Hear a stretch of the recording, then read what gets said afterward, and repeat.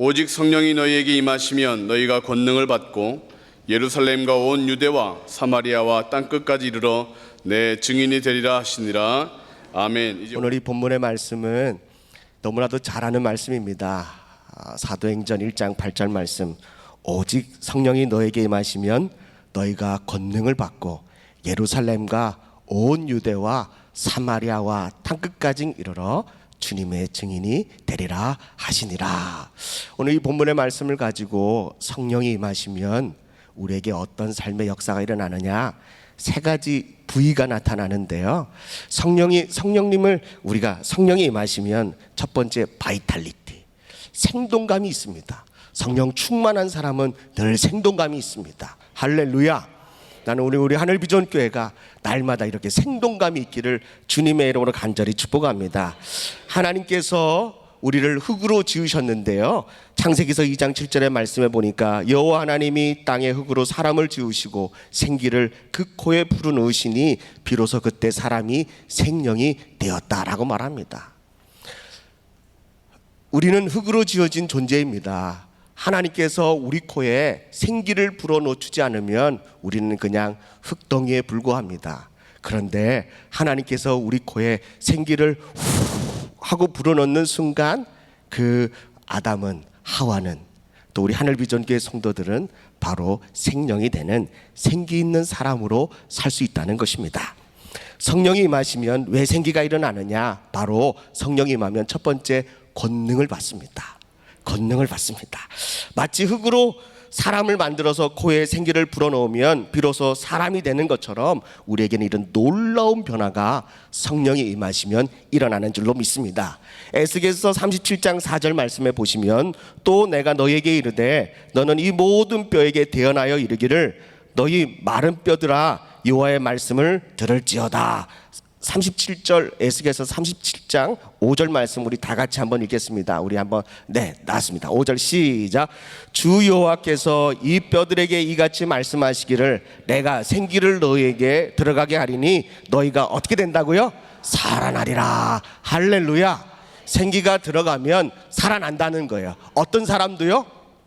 뼈 같은 존재도요. 이제 죽어서 뼈밖에 남아있지 않는 존재임에도 불구하고 우리 하나님께서 내가 생기를 불어넣으면 살리라 라고 하신 말씀처럼 오늘 우리 하늘비전교회 성도들 삶 가운데서도 뼈처럼 항상 마르고 정서가 마르고 기쁨이 마르고 은혜가 마르고 또 우리 마음속에 봉사의 현장에서의 그 눈물이 말랐을 때 오늘 이 성령 강림주의를 통하여서 다시 한 번 더 성령 충만한 주일이 되어서요, 여러분들 살아나는, 살 수 있는 그런 우리 하늘비전교회 성도들이 되기를 주님의 이름으로 간절히 축복합니다. 생기가 들어갔더니 37장 10절의 말씀에 보니까 이에 내가 그 명령을 대언하였더니 생기가 그들에게 들어가매 그들이 곧 살아나서 일어나서 극히 큰 뭐가 됐다고요? 군대가 되더라 라고 하는 것입니다. 오늘 우리 사랑 하늘비전교회 성도들이 생기를 통하여 성령의 기름 부으심을 통해서요, 성령의 임재를 통해서 우리가 죽었던 우리의 심령이 살아나서 나는 우리 하늘비전교회가 큰 군대가 되어서 이 마지막 세대 때 하나님께서 쓰임받는 복된 하늘비전교회 모든 성도들이 되기를 주님의 이름으로 간절히 축복합니다. 성령이 없으면, 우리 안에 성령님이 내주하지 않는다면 우리는 흙과 같은 존재입니다. 메마른 뼈와 같은 존재입니다.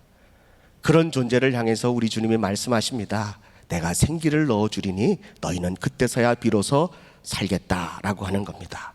하늘비전교회 성도들이 이 생기를 통하여, 이 권능을 통하여 우리 하늘비전교회 성도들이 날마다 발랄하고 기쁨이 넘치고 감사가 넘치고 권능을 받는 우리 사랑하는 성도들 될 수 있기를 간절히 축복합니다. 이런 사람들은 늘 생동감이 있는데요, 40일을 금식했는데 이 모세가 시내산에서 40일을 금식하고 내려오는데요, 얼마나 성령이 충만했냐면 그냥 이 수건으로 얼굴을 가려도 그 빛이 수건을 뚫고 나갔다는 것입니다. 얼마나 성령 충만하면요, 저는 이런 얼굴을 가졌으면 참 좋겠습니다. 그런데 저는 아직 수건을 가리면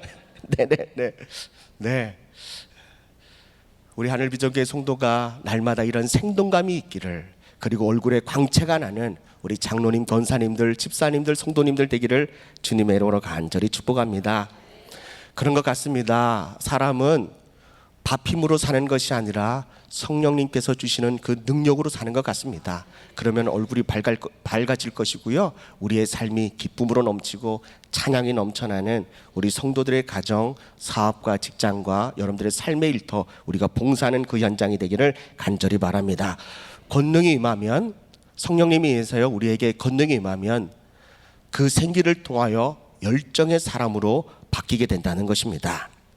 고린도후서 6장 9절과 10절의 말씀에 보면, 고린도후서 6장 9절과 10절의 말씀에 보니까요, 무명한 자 같으나 유명한 자여, 죽은 자 같으나 보라 우리가 살아있고, 징계를 받는 자 같으나 죽음을 당하지 아니하고, 10절에는요 근심하는 자 같으나 항상 기뻐하고, 가난한 자 같으나 많은 사람을 부요하게 하고, 아무것도 없는 자 같으나 모든 것을 가진 자로라라고 말씀하십니다.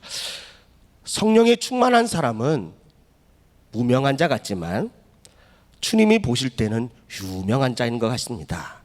항상 근심하고 염려가 많은 사람인 것 같은데, 그분을 보면 그런 환경에 있음에도 불구하고 성령 충만한 사람은 항상 기쁨이 넘치는 사람입니다. 그러므로 저와 여러분들 삶 가운데 성령의 충만함으로 열정적인 사람으로 변화될 수 있기를 간절히 바랍니다. 식어지지 않는 그 열정, 또 세상 사람들이 볼 때에는 뭐 웃을 일이 있냐, 뭐 살 맛이 나냐, 뭐 우리가 무슨 일할 맛이 나냐, 먹을 맛이 나냐라고 하겠지만, 성령 충만한 사람들은 그것 때문에 우리가 좌절하지 않습니다. 포기하지 않습니다. 그리고 우리는 결코 스스로 낙심하지 않습니다. 왜냐하면 성령님께서 우리에게 계속해서 생기를 불어넣어 주시고요, 힘을 주셔서 저와 여러분들의 삶 가운데 날마다 열정을 주십니다. 우리 장로님의 이 찬양을 통해서 그 열정이 막 느껴지지 않습니까? 내 증거, 누가 너희에게 뭐라고 하거든 그 확실한 증거를 보여주어라. 나는 이 찬양이요, 우리 장로님뿐 아니라 오늘 함께 드렸던 이 모든 우리 하늘비전교회 성도들이 그 확실한 증거를 보여줄 수 있는 열정적인 사람, 믿음의 사람, 확실한 증거를 가지고 있는 그런 사람들 되기를 주님의 이름으로 간절히 축복합니다. 베드로는 열정이 없는 사람이었습니다. 단지 성격이 급한 사람이었습니다. 우리는 성격이 급한 사람과 열정 있는 사람을 잠깐 이렇게 가끔은 혼돈될 때가 있습니다. 그러나 베드로는 성격이 급한 거고 나서기를 좋아하는 것이지 열정 있는 사람은 아니었습니다. 그런데 베드로가 성령의 충만함을 받고 어떤 열정의 사람을 보냈느냐, 사도행전 3장 6절의 말씀입니다. 사도행전 3장 6절의 말씀을 우리 함께 읽겠습니다. 베드로와 요한이 기도하는 시간에 성전으로 가는데요, 그 성전 미문에 안전뱅이가 있었습니다. 그런데 이 장애우가요, 베드로에게 뭘 얻기 위해서 구걸하고 있는데, 베드로가 이 장애우에게 뭐라고 말하냐면 이렇게 이야기합니다. 자, 우리 한번 다 같이 읽겠습니다. 시작.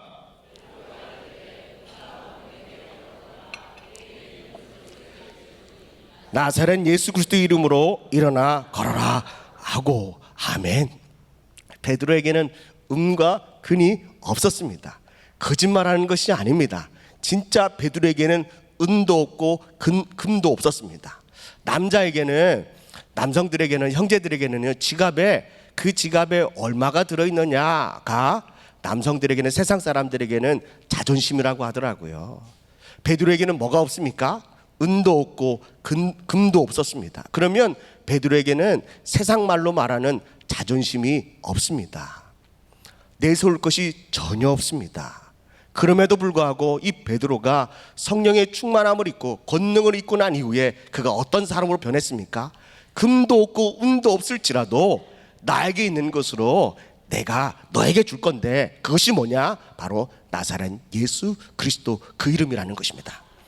사랑하는 성도 여러분, 세상 사람들의 기준은 정말 높습니다. 또 세상에서 우리 젊은 부부들 보니까 어느 한 직장에서요, 이게 승진하기가 정말 너무너무 힘듭니다. 매일같이 한 달에 한 번씩 시험 보고 떨어지면 또 보고, 떨어지면 또 보고, 계속해서 도전합니다. 그럼에도 불구하고요, 한 단계 올라가기가 얼마나 어려운지 모릅니다. 세상은 그렇게 치열합니다. 기준도 너무나도 높습니다.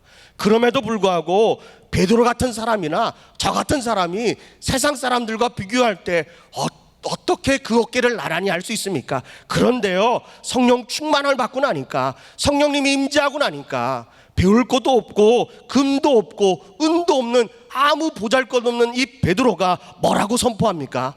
나에게 있는데 그것은 뭐냐? 나사렛 예수 그리스도 이름이다. 내가 그것을 너에게 주겠다라고 말합니다. 사랑하는 성도 여러분, 금도 은도 예수님의 이름을 능가할 수가 없다는 것입니다.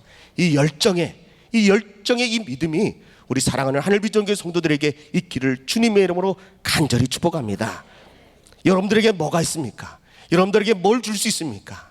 이 베드로처럼 주님의 이름을 선물로, 주님의 이름을 축복으로 줄 수 있는 우리 사랑하는 성도들 되기를 주님의 이름으로 간절히 축복합니다. 두 번째요, 성령이 임하시면 우리가 권능을 받는데 두 번째 부위가 나타나는데요, 그 부위가 뭐냐면 벤처입니다. 벤처. 오늘 말씀에 보니까 사도행전 1장 8절에 보니까요, 성령이 너에게 임하시면 너희가 뭘 받아요? 권능을 받아요. 권능을 받는 사람들은 다 생기 발랄합니다. 생명력이 날마다 있습니다. 기쁨이 넘칩니다. 두 번째는요, 성령이 임하시면 도전 정신이 생깁니다. 벤처하게 됩니다. 이 벤처란 뜻은 뭐냐면 모험하다, 위험을 무릅쓰고라도 모험하듯이 내가 간다라고 하는 것입니다. 어딜 가느냐? 오늘 말씀해 보니까요, 예루살렘과 온 유대와 사마리아와 땅끝까지 이르러라고 말하고 있습니다. 전에는 이런 마음이 없었습니다. 전에는 이런 정신이 없었습니다. 그냥 집 떠나면 고생인 줄 알고요, 집에만 붙어 있으려고 그러고, 또 교회 떠나면, 또 내가 살고 있는 지역을 떠나면 불안해서 견딜 수가 없는 사람들이 있었는데, 그럼에도 불구하고 성령의 충만함을 입으니까요, 성령의 임재를 경험하고 나니까 그들이 도전하게 됐다는 거죠. 어디로요? 예루살렘에서요. 자기가 살고 있는 지역에서요. 또 온 유대에도요. 그가 그 속해 있는 그 나라를 위해서요. 그리고 뿐만 아니라 이방인들에게도요. 그것도 못지않아서요, 우리 하나님께서 어떠한 도전 중심을 주십니까? 땅끝까지 이르러 내 증인이 되라고 우리 주님께서 말씀하고 있다는 것입니다. 성령이 임하면 생각이 바뀝니다. 언어도 바뀝니다. 삶 자체가 바뀝니다. 그러므로 우리가 도전할 수 있다는 것입니다. 여러분들에게 질문하겠습니다. 도전을 거꾸로 하면 뭐가 되겠습니까? 네, 그렇습니다. 네, 도전을 거꾸로 하면 전도입니다. 성령이 임하면 우리가 도전하는데 예루살렘과 온 유대와 사마리아와 땅끝까지 도전하게 되는데, 그것을 다른 말로 전도이라는 것입니다.